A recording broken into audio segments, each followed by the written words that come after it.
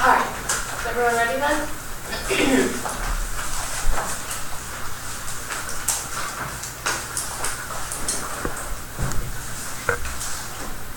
First inherency A, Trump's pardon power is unfettered now. This is LibTech JD Law, New York Times, 2017. Trump's decision to pardon Arpaio was almost certainly lawful. The Constitution gives presidents extremely broad power to grant pardons. The clause says shall have power to grant reprieves and pardons for offenses against the United States, except in cases of impeachment. As the Supreme Court put it in the 1866 decision, it extends to every offense known to the law. And B, the status quo allows presidential pardons for police misconduct, which will cause a spike in police abuse. This is Trump in New Yorker, 2017. Trump made clear that he has no problem with officers roughing up suspects. Now, by pardoning Arpaio, Trump has committed an official act that serves to confirm his views on the permissibility of law enforcement's use of excessive force. The act does not merely undermine the court's ability to serve as a check on police misconduct from the back end.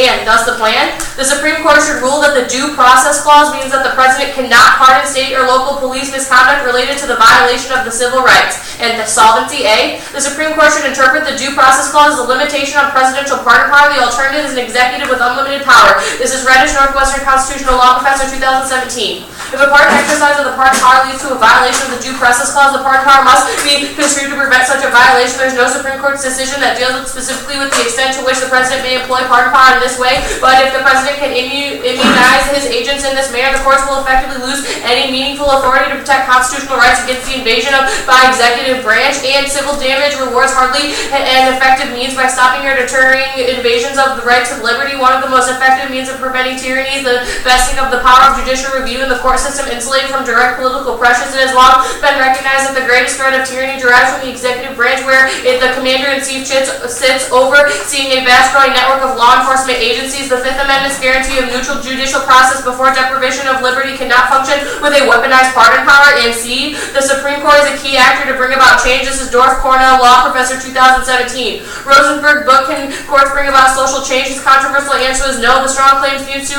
have been proven wrong by the events since the publication of the second edition of Rosenberg's book. A legal strategy will often produce legal change. The travel ban litigation is a useful example. By winning early and often in court and thus forcing Trump to retreat to the ban 2.0, the legal victories help blocking the political narrative of Trump administration as cruel and incompetent. Judicial victories can ramify in broader normative discourse. Political scientists McCann explores how litigation can operate as a part of a mobilization strategy. And advantage 1 is Trump. A, the pardon sends a signal that interferes with Mueller's investigation. This is Stefanski, 2017. The Arpaio pardon sends a signal that beyond Trump's nativist base, he also demonstrated, as he previewed with the complete power tweet, that he will move aggressively and unilaterally to protect political allies from prosecution. That could pose a serious problem for the FBI probe, as prosecutors potentially seek to cut deals with Trump associates in exchange for testimony against the president. Mueller has already impaneled a grand jury and begun issuing subpoenas, but although shock taxes can be neutralized and potential state witnesses believe the president could pardon them in exchange for their silence. And B, Mueller's probe can bring Trump down. This is Beauchamp and Prokop, 2017. Reports in both the Times and the Washington Post have confirmed the White House is actively looking for dirt on Mueller. This makes one thing very clear: the Trump team is deeply worried about Mueller's probe. But to be understood how the White House has come to the brink of war against an investigation with the potential to wreck Trump's presidency, you have to understand the investigation itself. And C, we need to impeach Trump to avoid nuclear war and racist violence. This is Phillips, Center for American Progress, 2017. We need to impeach and remove this president. Dorfat wrote, Trump has the personality of a child. To reduce the threat of a nuclear holocaust is our solemn duty to remove the man serving as president from office as quickly as possible. Trump has validated unapologetic and virulent racist and xenophobia. Far too little attention has been paid to the terror that has been unleashed in communities of color and among immigrant families. And advantage 2 is judicial independence. A, failure to overturn the pardon destroys judicial independence and the rule of law. This is Feldman, Harvard Constitutional Law Professor, 2017. If Trump pardoned Ohio for willingly refusing to follow the Constitution, violating the rights of people inside the U.S., such a pardon would reflect outright contempt for the judiciary. His actions defy the Constitution itself. If the president blocks the court from making the sheriff follow the law, then the president is breaking the basic structure of legal order. Trump has the power to issue the pardon, but the pardon would trigger a different sort of crisis, a crisis in enforcement of the rule of law. And B, this is modeled globally, undermining democracy. This is the Center for Justice and Accountability et al. SCOTUS Brief 04. A strong, independent judiciary is essential to the protection of individual freedoms and establishment of a stable governance in emerging democracy. Some countries have successfully transitioned to stable and democratic forms of government that protect individual freedoms and human rights by means of judicial review by a strong, independent judiciary. Others have suffered the rise of tyrannical and oppressive rulers, and still others hanging in the balance. Emerging democracies have consistently looked to the U.S. in fashioning frameworks that safeguard the independence of their judiciaries. And B, the democracy is key to reduce violence, war, and increase human welfare. This is Diamond, the Hoover Institute found in 2016. Democracies are less violent toward their citizens and more protective of human rights. They do not go to war with one another. Their citizens enjoy higher life expectancies and lower levels of infant and maternal mortality than living under any other forms of government. Authoritarian regimes are inherently unstable. If an autocracy is successful, it produces a wealthy and educated population. That population will construct a civil society that will sooner or later demand political change. But if an autocracy is unsuccessful, it is liable to collapse. And the planned politics are key to productive change. This is Taylor, American Studies Professor, Princeton, 2016. Demanding everything is as ineffectual as demanding nothing because it obscures what the struggle looks like on a daily basis. It can also be demoralizing because when the goal is everything, it is impossible to measure the small but important steps forward that are wellspring of any movement. There is not an argument for thinking or abandoning the struggle to completely transform the U.S. It is an argument for drawing a distinction between the struggle for reforms that are possible today and the struggle for the revolution, which is a long-term project. Open for cross-sex.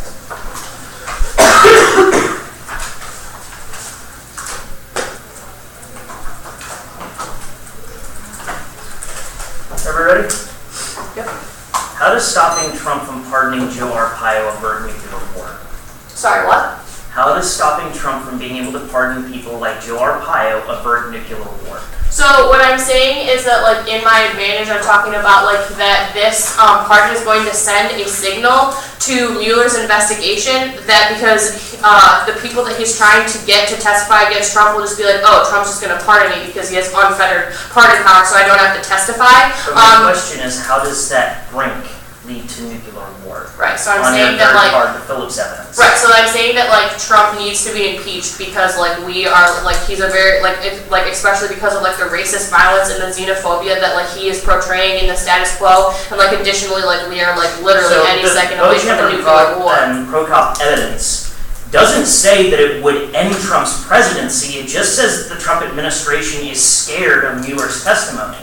It doesn't say it's enough to make him get impeached. Right, like the investigation is like ongoing, and what it means that the White House is worried about it is that it probably means that Mueller has some really good evidence, so when they go to trial, Trump would be impeached if the investigation isn't impeded.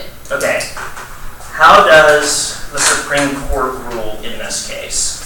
Right, so the Supreme Court would just rule that it's a violation of due process and civil rights for Trump to pardon police officers. So that's the SCOTUS, like, writ, like, that's their text, is like it's a violation. Right. So, like, what's that decision look like? Is it, like, 5-2? Like, what is the decision making? It's a winning decision. Like, I just fiat that it's a winning decision. So it can be anywhere from 5-4 to 9-0. What's the concurring opinion? What's the dissenting opinions? Like, I would just argue that the only thing I need to fiat in order to gain access to my advantages is that it's passed through the Supreme Court. So you're saying that you can fiat total judiciary discretion throughout the entirety of the United States and that all courts follow that precedent? Like, I would argue that, like, as part of debate, like, I could fiat the USFG. How is that not a measure of utopian fiat? The resolution says the USFG, the Supreme Court is under the USFG. I'm fiating the USFG to do my plan. But you can't even specify, like, how this actual text would actually occur. I would argue that, like, would not matter for my advantages that I'm presenting. Okay. Let's see. What was the other question? So looking at the analysis on the advantage one, so this plan doesn't deal with the specific action of misconduct. It's dealing with, like, the process that occurs after the fact. Well, like, I'm arguing that, like, it sets the precedent that, like, you can't pardon people for a violation of the Constitution. Right, that doesn't really do anything in response to police misconduct. It just determines like what happens after something Like, occurs. I mean, I would argue that it would disincentivize, because like right now police are like, oh, it doesn't really matter what I do because I can just get pardoned by Do you read Trump. any evidence about disincentivizing police misconduct in the likes? Like, I would argue that it's inherent in my evidence that like when it like sends the signal of a Trump presidency. Okay, awesome. Correct. Starting now.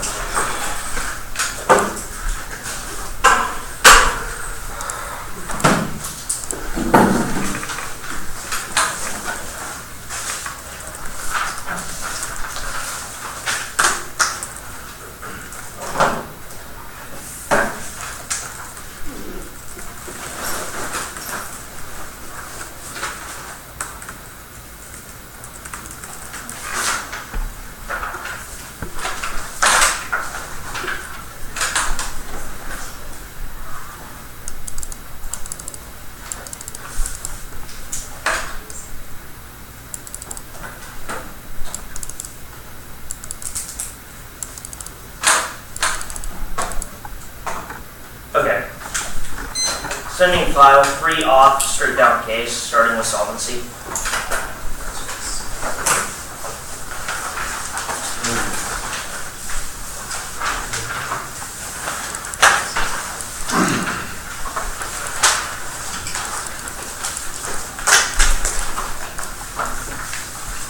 Did you send it? I'm sending it.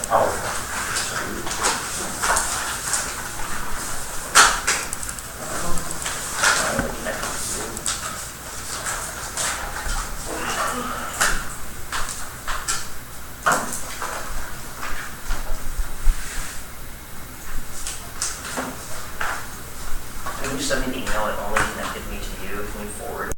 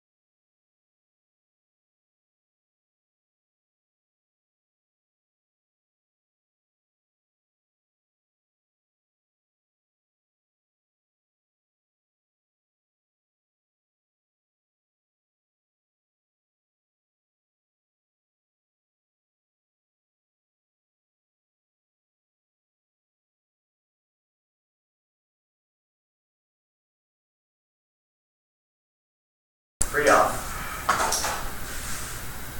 First off, is the topicality, is the interpretation. One of is used to highlight the whole. The preceding word of indicates that the app must increase regulations of the totality of state and local police. Merriam-Webster 2016 uses a function word to indicate the whole that includes the parts denoted by the preceding word. Second, misconduct is something that is already a violation of departmental rules and regulations. Legal Dictionary 2017. Police misconduct is also referred to as a police corruption, but because involved the violation of police departmental rules and regulations. B is the violation. The affirmative is not interacting with police misconduct in totality. Has to be upheld as the burden to prove total regulation. In fact, they're doing it after the fact. With pardon policy. C is standards. 1 is bright line definitions that make it clear what there is not topical or important to provide predictable ground for the negative, which is key for fairness. Second is predictable limits, with a resolution that can be pretty broad and scope. This definitely allows for ground to be divided fairly well, at the same time making the debate about the current issues with the regulation of misconduct even meaningful. Extend the advantages to her best extra topical since she goes on outwards beyond the resolution to attain solvency. 3 is ground. The definition is the most clear cut on what police misconduct is, and it shows what affirmative ground is, and is a list of several issues that currently may happen with police misconduct. D is the voters. 1 rules and FALD topicality rules say that topicality is a voter, which means to say prioritize. Second is competitive equity. B, topical under my definition is essential competitive equity. B, because it allows for the better arguments for both the affirmative and the negative. 3, T is an issue of competing interpretations. Next is the object fiat shell.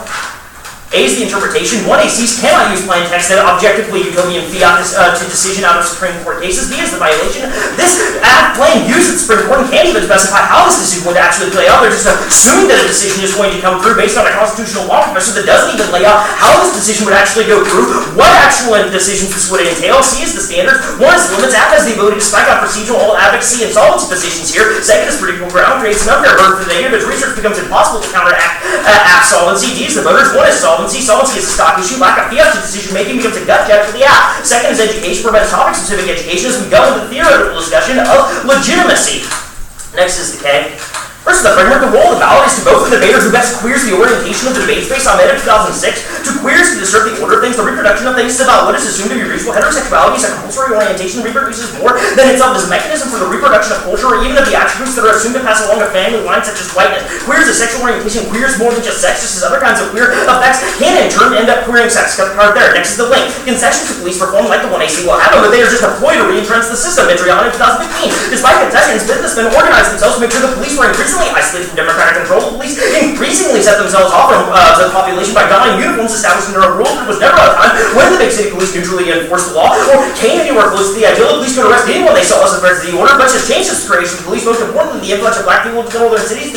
Their basic job to enforce order among those with the most reason to resent the system who in our society are disproportionately poor black people. Next is the implication. Capitalism crafts heteronormativity to oppress the queer body, creates fear and control of the queer body. Government of 2015. Heteronormativity and its violence against queerness is one such social formation mobilized for the purpose of unfolding hierarchical capitalist relations. This subordination of queerness leads us to strip those who are embodied queerness in social life to their power, legitimacy, and authority, thus reducing hierarchical power differential where queerness is considered inappropriate and heteronormativity is considered right and acceptable. The subordination of queerness is preeminent in the workplace, therefore supporting and justifying a hierarchical capitalistic work structure. We are forced to abide by supposedly appropriate heteronormative work standards that regress and subordinate the expression of the queerness under capitalism. Next is the alt text. Embrace an intersectional, queer, anarchist position to break from all hierarchical structures which capitalism supports. Solvency. Only an anarchist paradigm rejects all hierarchies by creating bottom-up organization that prevents oppression. Comcast Auto 2010. Anarchism must be based on class because it is also feminist and anti-indigenous, anti-racist, anti-ableist, anti-heteronormative, etc. All forms of hierarchy must be opposed. A victory against one form of repression is at best incomplete victory. Hierarchies and oppressions cannot be dealt with implicitly or at a later date. The concept of intersectionality is useful here. It is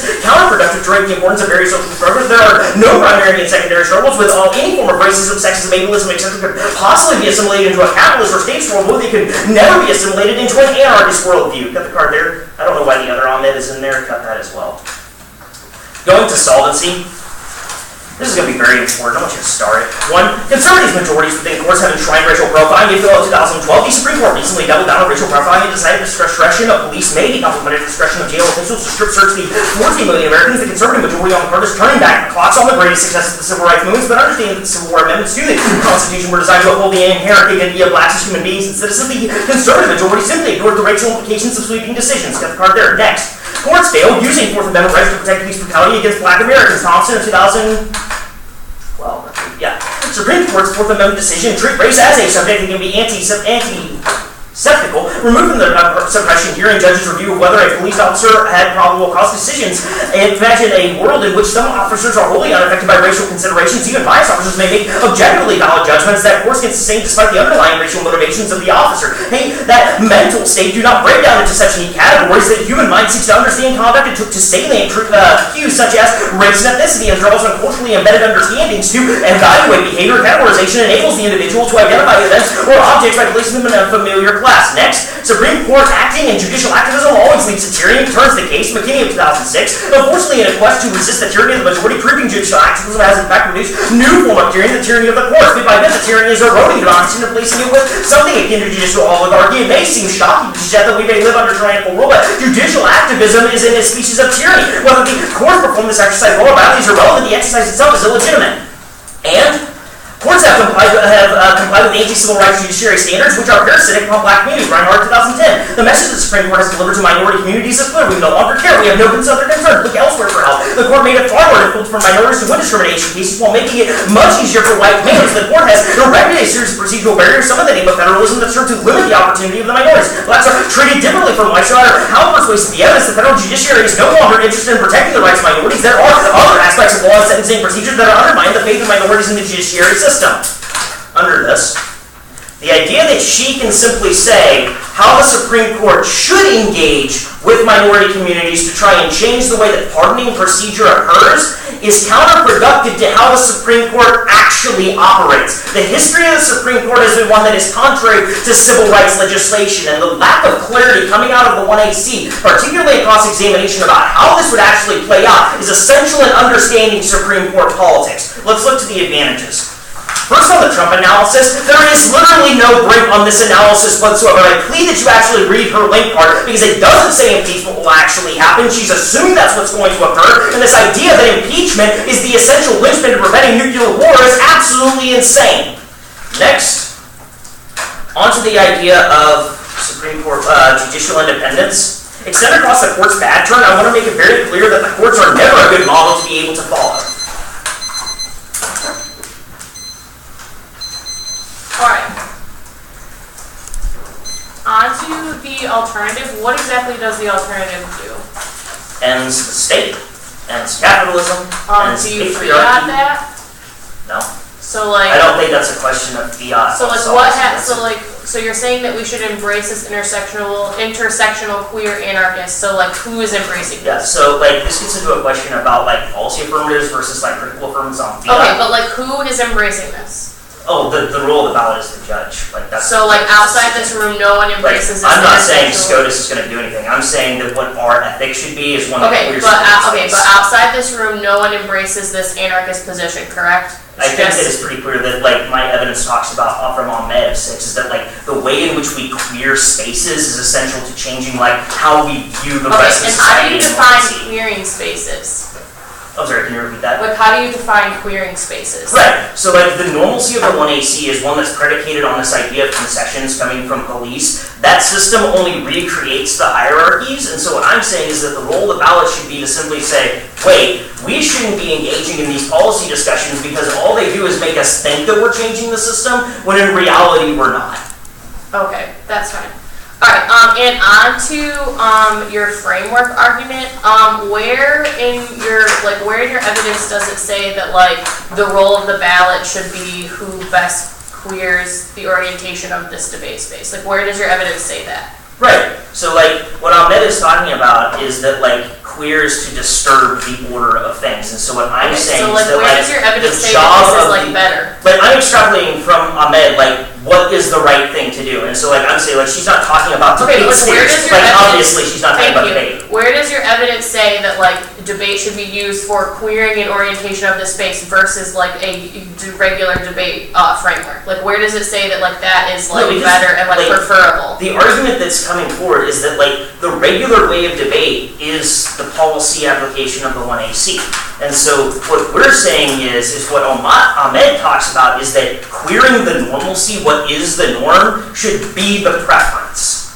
Okay, so, alright, that's fine. Alright, and on to solvency. On to the second part you read about the courts failing using the Fourth Amendment rights to protect police brutality. How does that like link to my plan? Like how does that interact with my plan? I think what the Thompson evidence like is referring to is the fact that like the court fails historically when it comes to like dealing with police brutality. Like, okay, does your card give examples in that? Like, what's an example from your card? Sure, like let's talk about qualified immunity and the fact that the Supreme Court upheld that multiple times and said just because a cop killed somebody, that doesn't mean they should be held liable. I think that the Supreme Court as an actor in and of itself is just a horrible mechanism for change. Okay, that's fine. Alright, starting prep.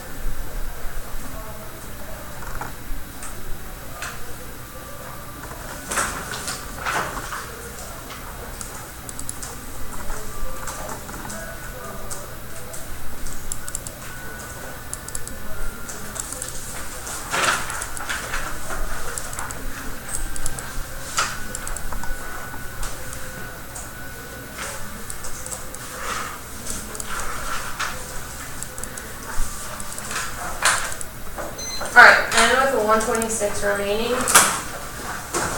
And going to send it.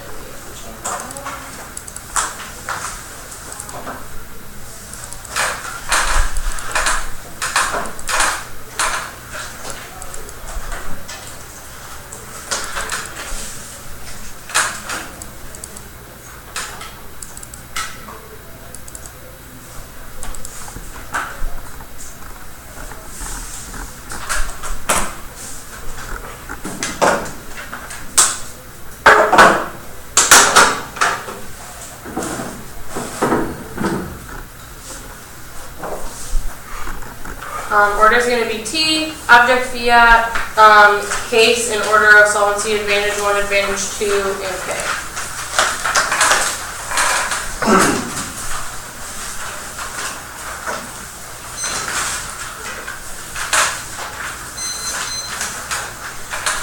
In parts. Huh? Doesn't need parts. Yeah, okay, I should have been emailed out. It might be because originals and get them all. Oh. Yeah, file them on there.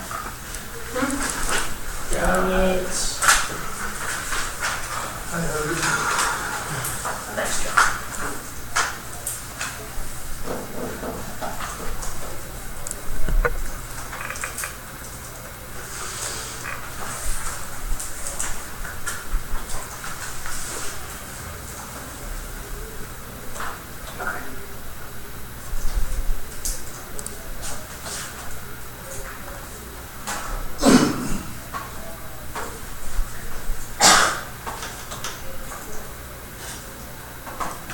I'm good. Okay. Everyone ready? Okay.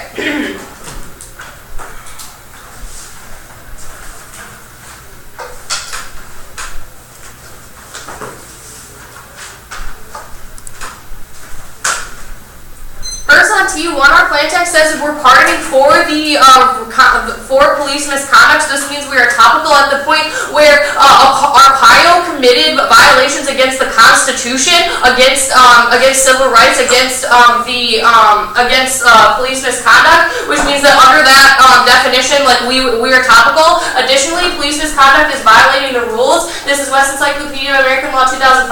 The violation of state and federal laws or violation of individuals' constitutional rights by police officers, police misconduct, or abuses of police authority. And 3, we meet the strong evidence says that the pardon stops regulation of police misconduct, and Arpaio was pardoned for police misconduct. Onto the standards, A, or ground via the USFG action that claims to reduce misconduct, which means that they can read links to all of their core negative arguments. And definition, we are reading a definition from a legal source and a contextual definition about our app. And limits the case, we would rule on deals with racial profiling, which is the textbook definition for police misconduct. And good is good enough. We have a reasonable interpretation of the topic. Searching for a perfect interpretation detracts from the examination of the issues, and we have endless topicality debates. This is not going to be a voter. Onto the object fiat argument. Look to the fact that I get to fiat what the USFG does.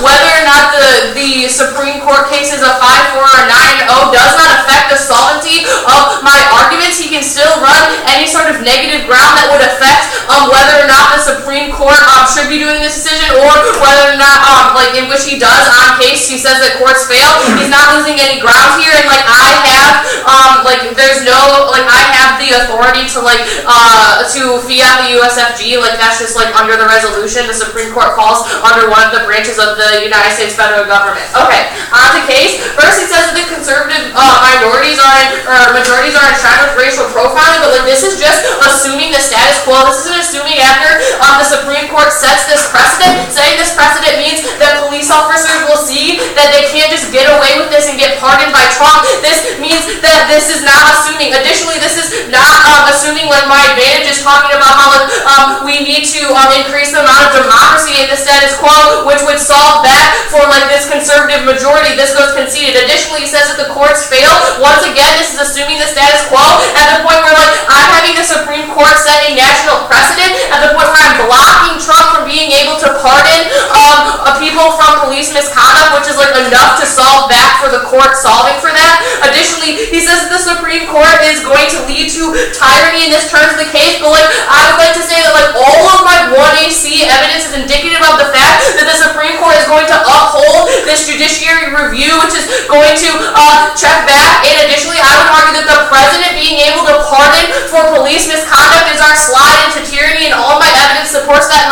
presidency goes conceded. Additionally, he says the courts have complied with anti-civil rights. Once again, I'm saying that I'm setting a precedent, so you won't be able to do that anymore. It's going to change the way that people look at the way that the president can pardon, because you won't be able to pardon for police misconduct anymore. And so after the Supreme Court sets that precedent, like all of their trials where the president would like to pardon for police misconduct won't be able to happen, because once the Supreme Court sets a precedent, they very rarely are going to overrule. And additionally, go ahead and on the advantage one, he says that there's no break, but go ahead and extend like my B card that specifically says that the White House is worried about this probe, and which means if they're worried about this probe, there is a chance, even if there is a risk that this would interfere with the investigation, you're going to vote here because I have a huge impact of nuclear war and racist violence. Like right now, Trump is like ingraining racism and xenophobia in the status quo.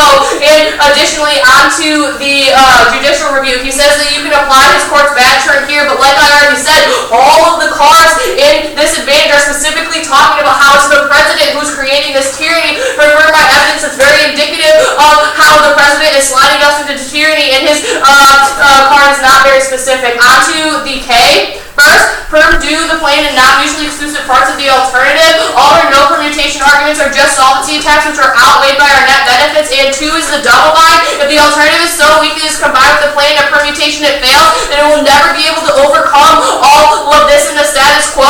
If the alternative is strong enough to overcome all of these views in the status quo, then it can be combined with the plain. And also, you're going to extend across my D card from the judicial review advantage that goes completely conceded, that says that an actual policy action is key, and we actually have to engage in the in politics and in the policy in order to create this change. This is a very damning concession, because it's going to take out the link on the solvency of the K. Also, we need to do the act immediately. We are in a state of crisis. Giving Trump the power to pardon at will is an existential threat. It's going to outweigh the K. As soon as you open the invitation for police violence against people of color, the act does this. The neg has no short-term solution to Trump, and his alternative doesn't even solve anything. Like, sure, inside of this room, maybe we can embrace queerness, but outside it doesn't actually change, and that goes back to my argument about this. You need to engage in policy, which goes conceded. Additionally, queerness needs to be open to alliances to confront climate change. This is Hall Associate Professor 2014. Queer resistant, when understood as failure, becomes a mere rejection of hope, because this ultimately limited conception of queer resistance, unable to address how modes of life and thinking among global elites have contributed to a toxic environment for human and non-human bodies and communities. In addition to efforts to conceive a queerness, gender, and disability in ways that remain open to possible transnational alliances, radical conception of queerness must strike an alliance. Cut the card there. Bro, how much did I have left? 309. 309. Right now.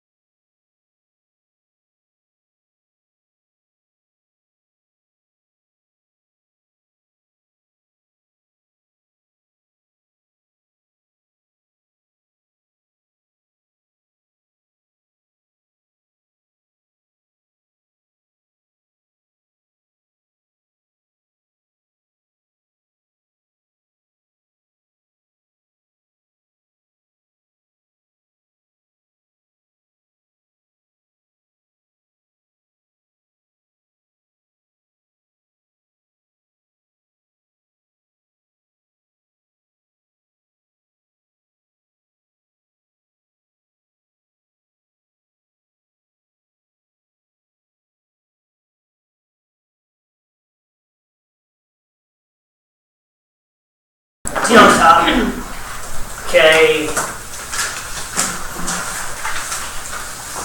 I'm only going to do one thing on K, and then solvency, flow, object, fiat, shell on bottom. What was it again? T on top, K, solvency, object, fiat, shell on bottom.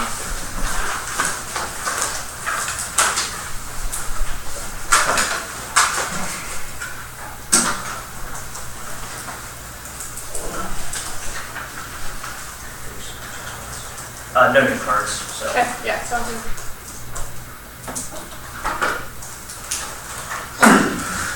Ready? Yeah. Okay. Everybody else ready? Doggy? I didn't see none. Okay. On the topicality, extend the I mean, there's no abuse, let's just go on. Let's go with the K. I want you to look down to the main argument that she makes that says that we have to do this now and showing the urgency of why the plain text is necessary. This is indicative of why SCOTUS necessity means that she uses the objective fiat that comes along with using a SCOTUS affirmative to actually say that she can obscure the legitimate impacts required on alternative advocacies by showing the solvency that is coming indicative of SCOTUS action. Specifically, this means that she is bypassing a fair limitation set down by objective fiat to say that she can actually overcome any kind of negative advocacy by saying that SCOTUS action right now is uniquely key, even though she can't give you any solvency analysis whatsoever that talks about how that would actually play out. Let's look at solvency. First, under analysis that she's setting up a new precedent. This is proven abuse coming out of the object fiat analysis that she gets to fluctuate on what this new precedent actually would acquire and what it would actually represent, that she can say in a broad scope that she's setting up a new precedent, but never once articulates how that new precedent is going to be set down. Is there a concurrent opinion? Is there a dissenting opinion? Is there going to be acceptance by the other courts in ruling? This becomes a very important analysis when you get to the solvency level of the vote of the object fiat flow. Also, in a couple of independent reasons to vote on solvency itself on courts, she never responds to the analysis that I make that says that things such as qualified immunity give you great instances about how the Supreme Court will take up decisions where we assume progressive change is going to occur, but then backtrack and use those the jurisdiction that they have to counteract and oppress particularly communities of color. She never addresses the internal warrants of my evidence that I bring up in the last speech, but talks about the historical precedent of using the Supreme Court as a particular actor, that it doesn't actually lead to the desired results that we would like to have, even though we hope that the Supreme Court, being God on earth, would have some measure of ability to decide how the law should work, even though it never actually does. She says that Trump equals a slide into tyranny. I want you to once again extend this to proven abuse on the object fiat that shows that it is now necessary for the Supreme Court to be the unique actor in here without once again showing any actual solvency, how the particular ruling by the Supreme Court would actually lead to that happening. Finally, she gives no precedent, no test case, and no proof how this actually plays out. If you're going to say that you support Supreme Court action, the Supreme Court requires these things. Any burden of proof of solvency that the 1AC would like you to believe that it's meeting, it's not, because they made the decision to use the Supreme Court as an actor. And at the point where you are supposed to represent policymakers under a shared framework that we're now engaging in, you have to always prep how they can actually engage that solvency mechanism in particular. Going to the object fiat flow. She severely undercovers the analysis on the object fiat flow. She talks about how she gets to fiat the U.S. federal government, and that means she has solvency. That is the gist of the entirety of her argument. This argument that you get to fiat doesn't mean that you get to claim the totality of solvency. The idea of objective fiat is to say that there is a parameter in which we have set down as policymakers that determines that affirmatives can't base their advantage scenarios off of broad sweeping strokes of Supreme Court affirmatives that they can then leverage against particular off-case positions coming out of the 1NC, which is exactly what she does when she talks about the necessity of ending the Donald Trump regime and being able to avoid the implications of the 1NC critique. Next, on to the limits and predictable ground analysis. She concedes these standards without even providing her own counter standards in this debate. As a sheer flow, at the end of this debate, it should be an immediate vote for the negative. Extended across limits, that she actually explodes the resolution by creating solvency shifts throughout the debate to where they can say that they can have a particular precedent at this particular time, but then shift and say, no, we're going to have this different precedent later on, that this is how the court would actually function. Extended across all the points on solvency and the critique that I extended across here. Then, on predictable ground, there are two reasons you're going to prefer this. Predictable ground is legislative action within the status quo. We come in assuming that it's going to be some measure of legislative action, not body Supreme Court assumptions that the Supreme Court will act in a particular way, and then the affirmative gets to decide throughout the debate how that actually plays out. And second, it means that you require specificity of solvency tests. That you have to be very specific on how that solvency is going to play out. How does this actually function? Which brings me to the two voters that you're going with today. There's two ways you can vote. One is education. The idea that she is able to juxtapose how this precedent actually plays out assumes that we have to be able to predict constant changes in Supreme Court ideology. The idea that we would have to predict not only a 5-4, but a 6-3, a 7-2, an 8-1, and a 9-0 decision by the Supreme Court shows why it is necessary, why we must constantly hold affirmatives accountable to the idea of having specific solvency mechanisms. Which brings me to the second voter of solvency. One, it becomes an a priori at the end of this debate because solvency is an essential stock issue. If topicality is not in play, you immediately look to solvency on the flow to determine whether or not that's where you're going to vote. And second, solvency is the essential stock issue to weigh because without solvency, you are unable to determine whether or not they can actually achieve implications in the debate. And at the moment where there is shifting on the flow, where there is a determination that is unclear about how this actually plays out, you immediately vote for the negative on the idea that there is no solvency and there's a risk of hurting education and debate. Alright, 126, starting now.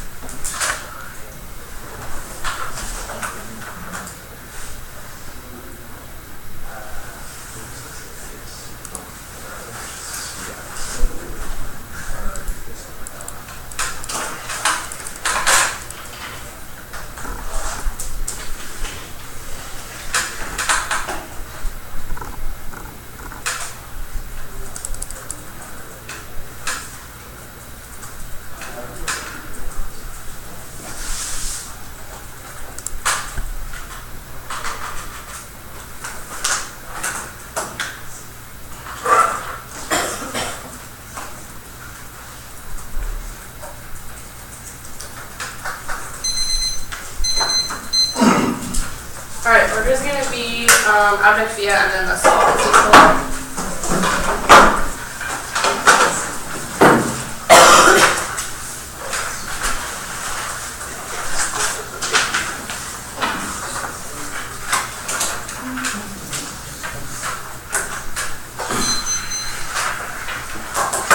Alright, is everyone ready? Okay. Object via, you're not going to be voting negative today because I hadn't done anything outside the realms of what the resolution allows me to do. I have the power to fiat the USFG, as I said. That means that I have the power to say that the Supreme Court will pass a certain precedent or legislation. This is not violating any sort of violation of what I'm allowed to do within the debate. He says that I can't claim solvency off of this Supreme Court Act, but like that's what every single affirmative does. That we always claim that our plan is going to solve that.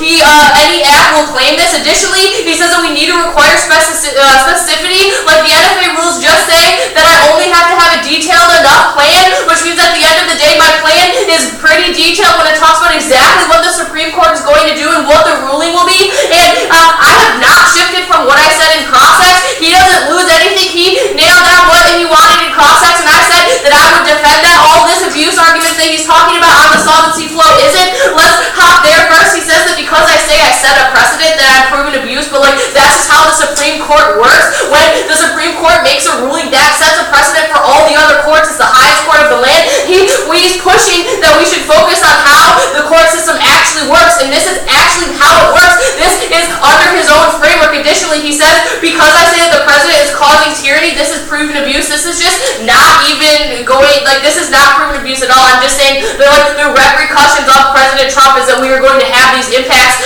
which means that, like, at the end of the day, like, I'm allowed to say that the president is causing tyranny. This doesn't prove that I am object fiat, like the Supreme Court sets a precedent. That's how the Supreme Court works. Additionally, the Supreme Court acts are very important to the topic at the point where, like, the Supreme Court is very key to police misconduct and how racial profiling and our civil rights are embedded. And so, if you reject the Supreme Court affirmative, this is a bad precedent to set in the community. At the point where, like, it is key that the Supreme Court rules on these when it comes to due process, racial profiling, and the Civil Rights Act. These are key core topics to this police misconduct resolution debate. At the point where you are going to exclude those from the debate. Additionally, he says that we don't know the decision of the affirmative, but this does not affect any ground in the round because I'm not garnering any advantages of the decision, what the decision would be in specific avenues, and I grant him links to any decision that he chooses. If he wants to argue that the decision would be this and this would be bad for this reason, I would grant him that. Like I said, like, he pins me down in cross-ex for what I'm defending, and I say that I will just flat out defend that the Supreme Court is ruling this, which means that there's not going to be any abuse on the flow. So at the end of the day, it's just a gut check that I have the power to fiat the USFG, which means at the end of the day, this is going to flow back just on the fact that, like, this is how resolutional debate works.